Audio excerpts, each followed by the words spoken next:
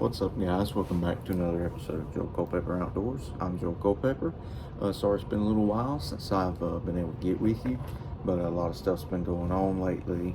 Been real busy. Able to take a couple of days off of work, which was a blessing.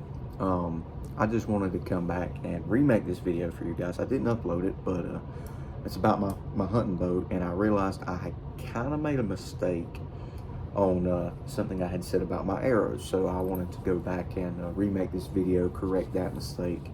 But first thing I want to go over with my bow is the release, okay? Because this thing will make or break your shooting experience.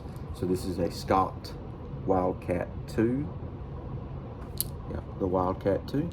Very light trigger, very light.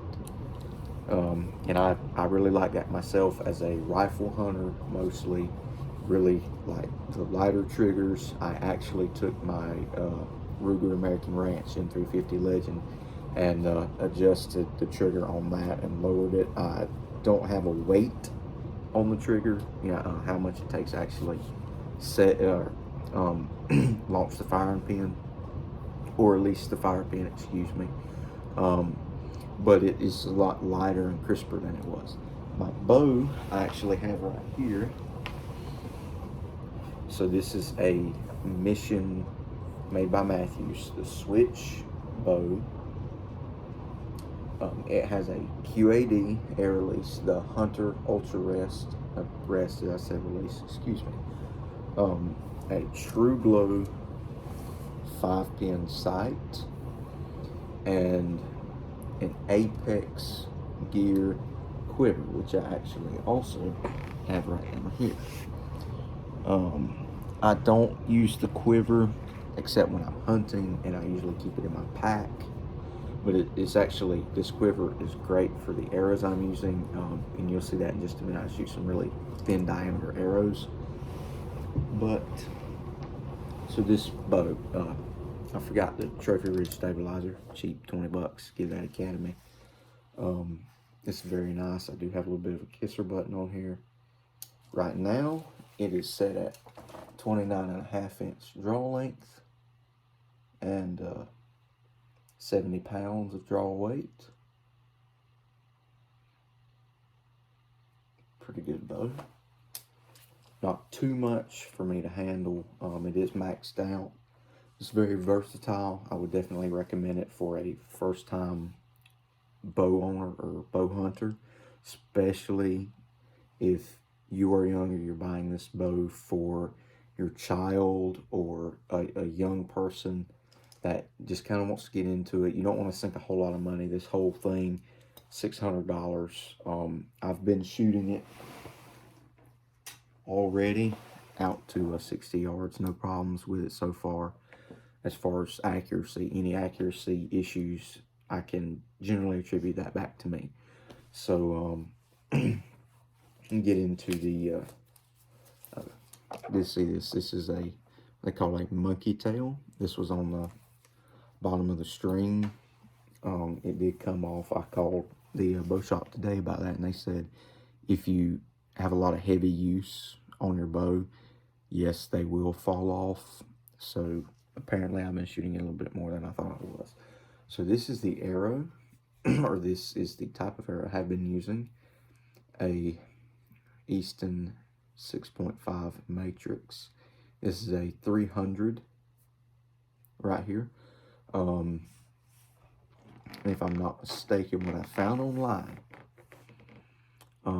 this is 8.9 grains per inch. So let me pull my calculator up here on my computer. I have been doing the schoolwork, so I have my computer already up right here. So let's see, I did measure it at 28 5/8. Multiply that by 8.9.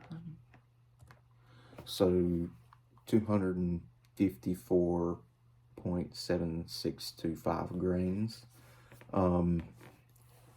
This nock says weighs 8 grains. So we'll add 8, and then we will add another 23 for the insert right here, this little orange or copper colored piece. So add 23, and then for the field point, we'll add 100 grains, which is the same weight of the broadheads that I shoot as well.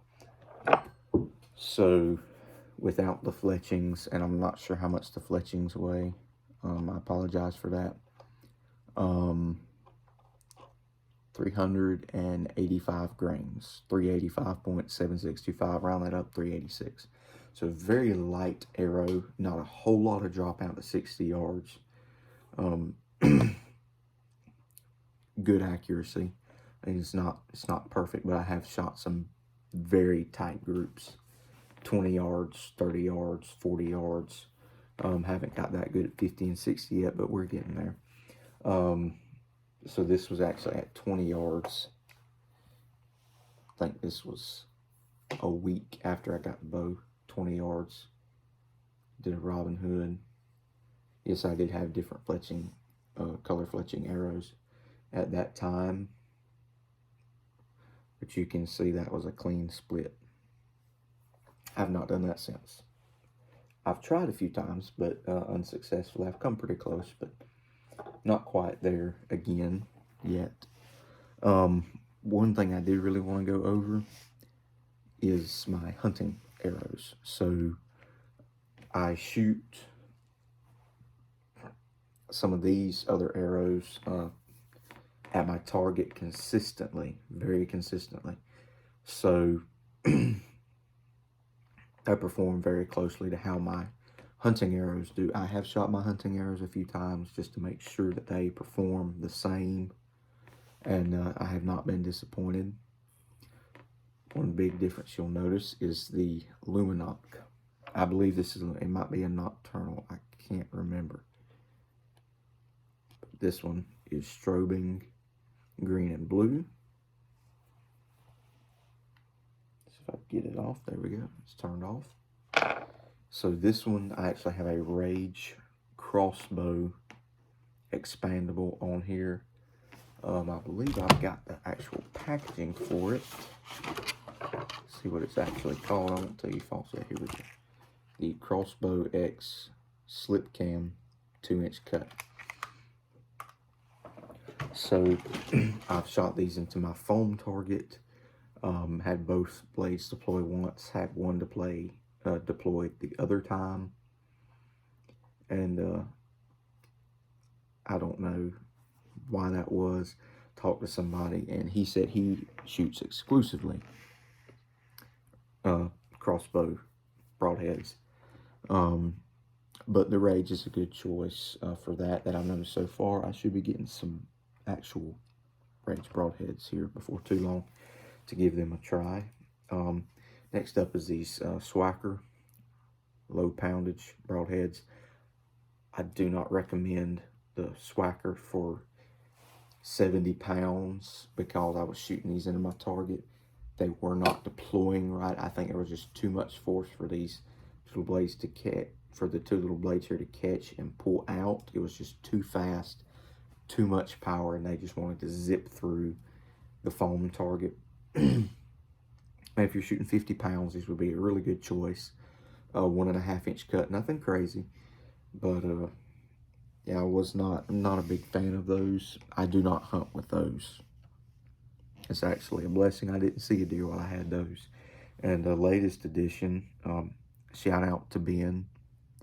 Not sure, I always forget what his channel is called, but shout out to you, Ben. You know who you are. Drop a comment, please, because I've done forgot your channel. But gave me some of these broadheads, 100 grain. Don't know what kind they are. Came from Amazon or something like that. Was shooting these into my target, or my foam target.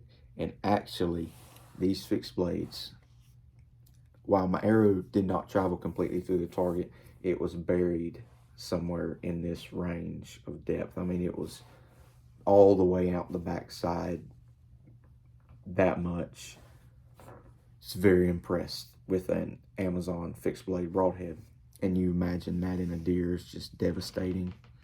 So we'll be using those probably most of the remainder of the season. So that's about all I've got for the bow.